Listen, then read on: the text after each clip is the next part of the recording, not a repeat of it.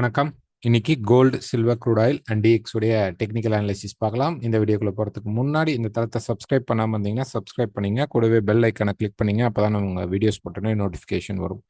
இன்னைக்கு மார்க்கெட்ல பார்த்தீங்க அப்படின்னா சாயந்தரம் 7 மணிக்கு நமக்கு யூஎஸ் உடைய பர்சனல் கன்சம்ஷன் எக்ஸ்பெண்டிச்சர்ஸ் இண்டெக்ஸ் இருக்கு. ஸோ இது வந்து மேக்ஸிமம் பார்த்தீங்கன்னா டேட்டா வந்து நியூட்ரலைஸ் டேட்டா தான் வரும். இதனால மார்க்கெட் ரிஃப்ளெக்ஷன் எப்படி இருக்குங்கிறத மட்டும் நம்ம பார்க்கலாம். முதல்ல வந்து நம்ம டாலருடைய சார்ட் பார்க்கலாம். ஸோ டாலர் இண்டெக்ஸ் பொறுத்த வரைக்கும் பார்த்தீங்க அப்படின்னா ஒரு டே ஃப்ரேமில் எடுத்துக்கிட்டிங்கன்னா நம்ம எதிர்பார்த்திருந்தா அந்த மார்க்கெட் அப்சைட் மூவ்மெண்ட்டுக்கு இப்போ போயிட்டு இருக்கு. ஸோ இது வந்து ஒரு ட்ரெண்டிங்கா, ஓகே, இந்த மார்க்கெட் வந்து ஒரு ட்ரெண்டிங் ஃபேஸா அப்படின்னு நம்ம பார்த்தோம் அப்படின்னோம்னா இது வந்து ட்ரெண்டிங் ஃபேஸ் கிடையாது. ஸோ இந்த மார்க்கெட் வந்து ஆல்ரெடி ஃபால் ஆயிடுச்சு. இப்போ ப்ரைஸ் வந்து கீழே வந்துட்டு இருக்கு. ஓகே, ஸோ இந்த கீழே வர ப்ரைஸ்க்கான கரெக்ஷன் வந்து ட்ராப் ஆகும்.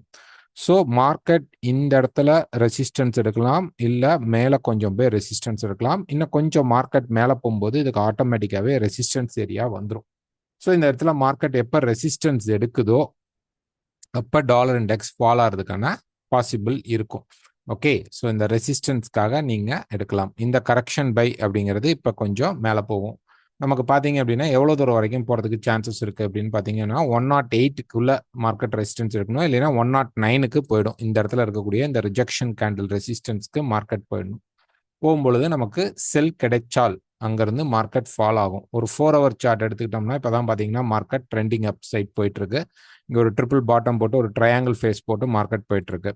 ஓகே, ஸோ இந்த இடத்துல ப்ரைஸ் பார்த்தீங்கன்னா ஒரு ட்ரிபிள் பாட்டம் போட்டு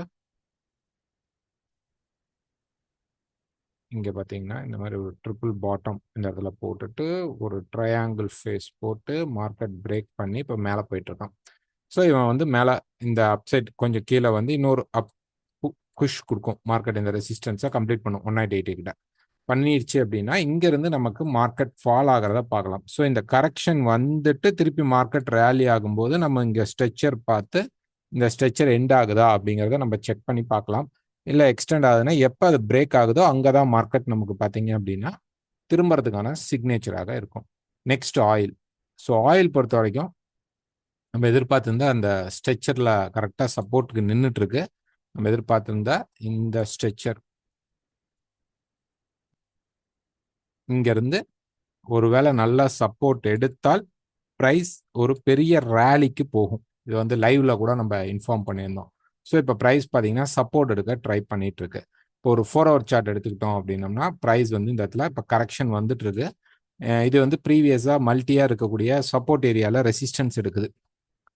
அப்போ ப்ரைஸ் வந்து கீழே தானே வரணும் அப்படின்னா எஸ், கீழே தான் வரணும். ஒருவேளை ப்ரைஸ் இப்போ இதை பிரேக் பண்ணுது, கிட்டத்தட்ட 70.50 ஆர் 71க்கு மேலே ப்ரைஸ் வந்து ஒரு நல்ல ஸ்ட்ராங்கான ஒரு 4 ஹவர் ஃப்ரேமே வச்சுப்போம். ஏன்னா நமக்கு வந்து பாட்டம்ல வந்து சப்போர்ட் எடுக்கிறதுனால இந்த ஒரு 4 ஹவர்ல ஒரு ஸ்ட்ராங்கான கேண்டில் வந்து ஒரு பெரிய புல்லிஷ் கேண்டில் வந்து இப்படி ஃபார்ம் ஆயிடுச்சு.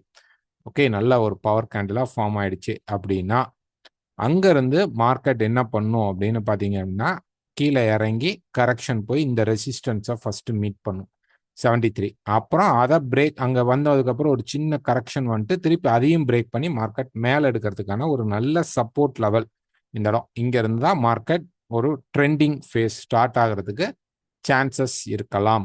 ஸோ இப்போ வந்து இந்த கரெக்ஷனில் நான் செல் போகலாமா அப்படின்னா கண்டிப்பாக செல் தான் எடுக்கணும். பட் ஒரு நல்ல டச் அப்படி இருக்கிறனால நமக்கு ப்ரைஸ் வந்து எப்போ ஒரு நல்ல புல்லிஷ் கேண்டில் கிடைக்குதோ பைக்குள்ளே போகும் பொழுது, ஏன்னா பை ஸ்டார்ட் ஆகலை, இந்த ஃபார்மேஷனுக்கு அப்புறம் தான் பை ஸ்டார்ட் ஆகும். பை கிடைக்கும் போது ஒரு ரேலிக்குள்ளே போகிறதுக்கான வாய்ப்பு இருக்கும். ஆனால் ஸ்டில் வரைக்கும் மார்க்கெட் பார்த்தீங்கன்னா ஒரு செல்குள்ளே தான் இருக்குது. Next silver. சில்வர் பொறுத்த வரைக்கும் ஒரு டே ஃப்ரேமில் பார்த்தோம் அப்படின்னா ப்ரைஸ் வந்து இப்போ கரெக்ஷனுக்குள்ளே என்டர் ஆகுது. ஓகே, கீழே பார்த்தீங்கன்னா 30 வரைக்கும் நமக்கு வரத்துக்கு சான்சஸ் இருக்கும். 30ல் தான் நெக்ஸ்ட் சப்போர்ட் எடுக்க வாய்ப்பு இருக்கும். ஸோ இப்போ பார்த்தீங்க அப்படின்னா மார்க்கெட் வந்து அந்த சப்ளையை தொட்டனால ப்ரைஸ் வந்து கீழே இந்த பாயிண்ட் 31.30க்கு கீழே இப்போ ப்ரைஸ் வந்துட்டு இருக்கு. ஸோ ப்ரைஸ் கீழே வந்துட்டு ஒன் மோர் ட்ராப் வந்ததுக்கப்புறம் மார்க்கெட் இங்கே பிரேக் அவுட் பண்ண ட்ரை பண்ணும். ஸோ இது வந்து கரெக்ஷன் ஸ்ட்ரெச்சராகவும் வந்துட்டு 30 வரைக்கும் மார்க்கெட் கீழே இறங்கலாம் அடுத்த சப்போர்ட் லெவல். இது வந்து 32.50 வரைக்கும் போயிட்டு ரெசிஸ்டன்ஸ் எடுத்துச்சு அப்படின்னா கண்டிப்பாக கீழே வரும். இல்லை 32.50ல் ப்ரைஸ் வந்து இப்படி பிரேக் பண்ணுறது மேலே போயிட்டு அது கண்டினியூஷன் நடக்குது அப்படின்னா ட்ரெண்ட் திருப்பி அப்சைட்லும் போயிடும். ஓகேங்களா? ஸோ இப்போ பை ஆகலை, இன்னும் ஸ்டார்ட் ஆகலை. என்ன நடக்கணும் அப்படின்னா மார்க்கெட் இன்னொரு புஷ் கீழே கொடுத்ததுக்கு அப்புறம் தான் நமக்கு பை ரேலி கிடைக்கும். இன்னைக்கு மார்க்கெட்டில் பார்த்தீங்கன்னா டேட்டா பாசிட்டிவாக வந்து இது கீழே வரத்துக்கு சான்சஸ் வந்து அதிகமாக இருக்கும். Next gold. ஸோ கோல்டை பொறுத்த வரைக்கும் ஒரு வீக்கில் பார்த்தோம் அப்படின்னா இந்த வீக் அப்படிங்கிறது நமக்கு ஒரு கரெக்ஷன் ஸ்ட்ரெச்சருக்குள்ளே வருது. கிட்டத்தட்ட பார்த்தீங்கன்னா இந்த மாதிரி ஓகே, இந்த மாதிரி ஒரு கரெக்ஷன் ஸ்ட்ரெச்சர் வரலாம் மார்க்கெட்டில். அதுக்காக இந்த வாரம் அப்படிங்கிறது நமக்கு ஸ்டார்ட் அப் நடக்குது. ஸோ இந்த கரெக்ஷன் வந்ததுக்கப்புறம் இது வந்து இங்கே தான் எண்ட் ஆகணும் அப்படிங்கிற அவசியம் இல்லை. ஷார்ட் ஃபார்மில் வந்துட்டு திருப்பி மார்க்கெட் மேலே புஷ் பண்ணுறதுக்கும் சான்சஸ் அதிகமாக இருக்கும். இப்போ நம்ம ஒரு 4 ஹவர் சார்ட், ஓகே, ஒரு 4 ஹவர் சார்ட்டில் பார்த்தீங்க அப்படின்னா நமக்கு இந்த ஸ்ட்ரெச்சருடைய எண்டு 5th அப்படிங்கிறது கன்ஃபார்ம் ஆயிடுச்சு. இங்கே இப்போ நம்ம நடந்துட்டு இருக்கிறது ஒரு கரெக்ஷன் ஏபிசிங்கிற கரெக்ஷன் ஸ்ட்ரெச்சராக இருக்கலாம். ஓகே, ஸோ இப்போ ப்ரைஸ் எடுத்துக்கிட்டீங்க அப்படின்னா நமக்கு என்ன நடக்கும் அப்படின்னா ப்ரைஸ் இங்கேருந்து கொஞ்சம் மேலே போயிட்டு ஒரு ஷார்ட் ஃபால் கொடுத்துட்டு திருப்பி மார்க்கெட் இங்கே ஸ்டார்ட் அப் நடக்கும். இப்போ நம்ம வந்து ஒரு 30 மினிட்ஸ் சார்ட் எடுத்துக்கலாம்.